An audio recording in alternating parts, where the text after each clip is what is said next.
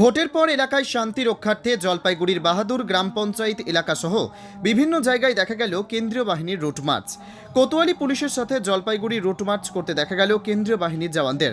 জলপাইগুড়ি জেলাশাসক শামা পারভিন জানিয়েছেন, বর্তমানে দুই কোম্পানির কেন্দ্রীয় বাহিনী ভোট গণনা পর্যন্ত থাকবে, বাকি সমস্ত জওয়ান দ্বিতীয় দফার ভোটের জন্য চলে যাবে।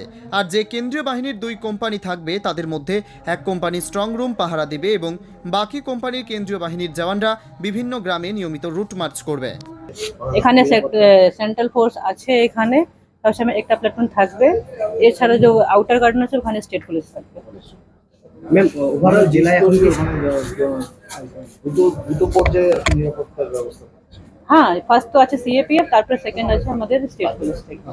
ম্যাম, ওভারঅল জেলায় প্লাস আমাদের সবগুলো অল এন্ট্রান্স সবগুলো সিসিটিভি কভারেজ আছে, সব কন্টিনিউয়াস সিসিটিভি কভারেজ মধ্যে। ভোট সম্পূর্ণ হলো, কাউন্টিং এখনো বাকি, এখনো দু এক জায়গায় অশান্তির ছোটখাটো খবর পাওয়া যাচ্ছে। সেখানে কি কেন্দ্রীয় বাহিনী থাকবে? কত কোম্পানি থাকবে?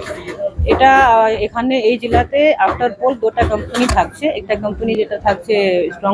Bureau report, PB news.